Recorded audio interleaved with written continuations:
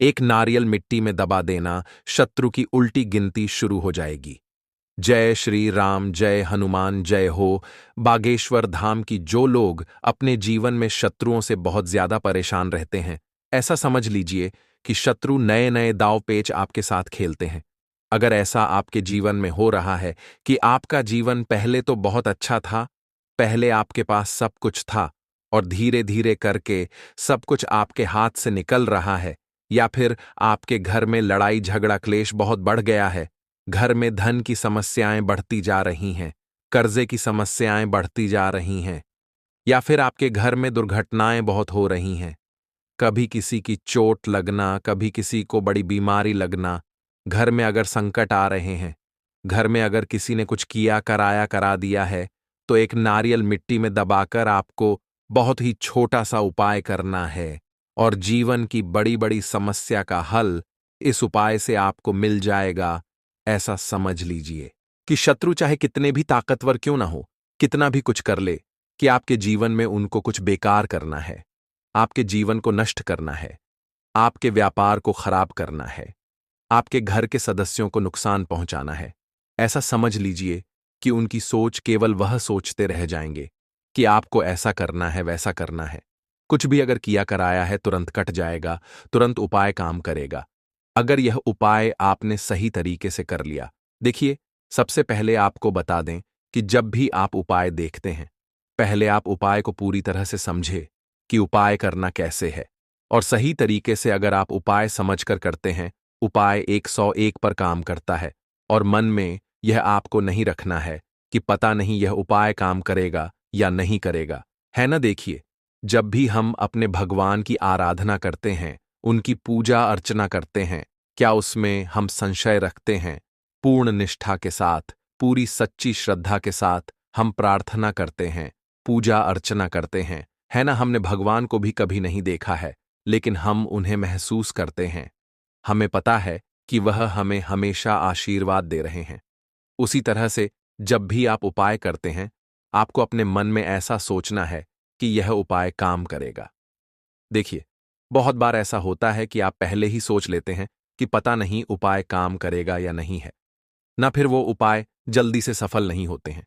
जब आप पूरी सच्ची श्रद्धा के साथ उपाय करेंगे, तो उपाय जरूर सफल होंगे। अब देखिए, सबसे पहले आपको बता दें कि जो नारियल होता है, नारियल साधारण नहीं होता है। अब उपाय में जो आपको नारियल लेना है, वो लेना कौन सा है? एक तो आता है पानी वाला नारियल, है ना, जिसे हम नारियल ही बोलते हैं, और एक होता है गोला सूखा। गोला, जिसे बहुत सारे लोग गोला बोलते हैं, और बहुत सारे लोग इसे भी नारियल बोल देते हैं। तो आपको यहां पर सूखा वाला गोला लेना है, ठीक है ना, यानी सूखा नारियल आपको लेना, जिसके अंदर पानी नहीं होता है। यहां पर आपको पानी वाला नारियल नहीं लेना है। सूखा गोला, जिसे बहुत सारे लोग गोला बोलते हैं, और बहुत सारे लोग इसे भी नारियल बोल देते हैं, तो आपको यहां पर सूखा वाला गोला लेना है, ठीक है ना। यानी सूखा नारियल आपको लेना, जिसके अंदर पानी नहीं होता है। यहां पर आपको पानी वाला नारियल नहीं लेना है। सूखा वाला गोला, सूखा नारियल आपको लेकर आना है। अब देखिए, जो उपाय आपको बताने वाले हैं, ये आपको करना किस दिन है। तो देखिए, ये उपाय आप किसी भी दिन कर सकते हैं। इसमें आपको दिन नहीं देखना है कि आप किस दिन करेंगे, ठीक है ना। सारे के सारे दिन में आप इस उपाय को किसी भी दिन कर सकते हैं। मंगलवार, गुरुवार, शुक्रवार, रविवार, किसी भी दिन आप ये उपाय कर लीजिए। अब देखिए, करना किस समय है। तो सूरज ढलने से पहले पहले किसी भी समय आप इस उपाय को कर सकते हैं।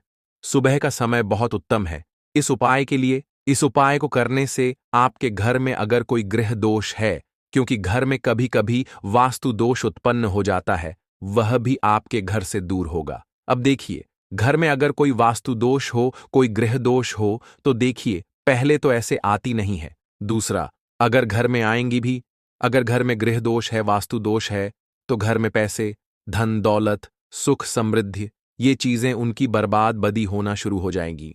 जैसे पैसा आएगा और उसकी बर्बादी शुरू हो जाएगी। पैसा कहाँ जाता है? दवाइयों में, दुर्घटनाओं में, फिजूल खर्ची में, है ना। तो यह जो उपाय हम आपके लिए लेकर आए हैं, ये शत्रुओं से भी छुटकारा दिलाएगा। चाहे आपके गुप्त शत्रु हैं या सामने से कोई व्यक्ति शत्रु है, बहुत ताकतवर है, आप उसका सामना नहीं कर सकते, इस उपाय को करिए। और शत्रु से हमेशा के लिए छुटकारा पा लीजिए। गृह दोष होगा तो वो भी आपके घर से दूर हो जाएगा। तो बात कर लेते हैं। अब उपाय की देखिए।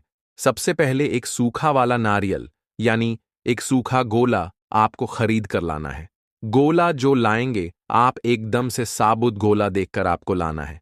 इसी के साथ आपको लाना है बूरा, अगर आपके पास घर में पहले से बूरा है।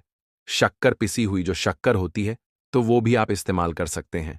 अब आपको करना क्या है, आपको गोले को थोड़ा सा ऊपर से काट देना है। ठीक है ना? ज्यादा नहीं काटेंगे, बहुत थोड़ा सा काटेंगे, क्योंकि आपको इस गोले के अंदर सूखी बूरा भरनी है। यानी कि जो शक्कर आप लेकर आए हैं, पिसी हुई शक्कर, जिसे बहुत सारी जगह पर इसे बुरा बोलते हैं और बहुत सारी जगह पर इसे शक्कर भी बोला जाता है। ठीक है ना? तो आपने उस गोले को भर देना है, पूरा भर देना है, शक्कर से उस बुरा से पूरा भर देंगे। अब इस गोले को अपने हाथ में आपको पकड़ना है। बूरे से भर दिया, गोले को हाथ में पकड़ लिया और आंखें बंद करके आपको यहां पर महादेव का ध्यान करना है, भगवान गणेश का ध्यान करना है, मां पार्वती का ध्यान करना है। उनसे प्रार्थना करनी है कि हमारे जीवन के सारे संकटों को, सारे कष्टों को आप हर लो, सभी को दूर कर दो। तो देखिए, भगवान काल भैरव जो है, ये शिव जी का ही स्वरूप है। और भगवान काल भैरव से जो शत्रु हैं, ये कांपते हैं। मतलब बड़े से बड़ा शत्रु भी, कितना भी ताकतवर क्यों ना हो, आपका बाल भी बांका नहीं कर सकता। तो देखिए, इनका ध्यान करने के बाद, महादेव से प्रार्थना करने के बाद कि मेरे शत्रुओं से मुझे बचाइए, मेरे जीवन से ये बिल्कुल दूर कर दीजिए। मैं अपने शत्रुओं से बहुत परेशान हो चुका हूं और मुझे पता है साक्षात काल भी उसका कुछ नहीं बिगाड़ सकता। जिसके साथ आप होते हो, आपका आशीर्वाद होता है।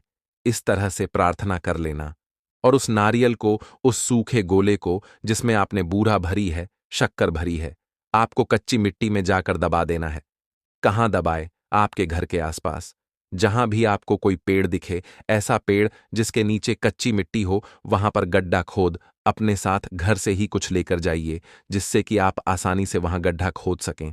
क्योंकि आपको ये गोला ऐसा नहीं है कि मिट्टी में ऊपर ही रख देना है, इसे मिट्टी के अंदर आपको दबाना है। और दबाना इस तरीके से है कि जो बूरा आपने भरी है, ठीक है ना, गोले के अंदर वो पार्ट, वो हिस्सा आपको ऊपर की तरफ रखना है, जिससे कि चींटियां वगैरह जो होती हैं आसानी से इस बुरा को खा सकें।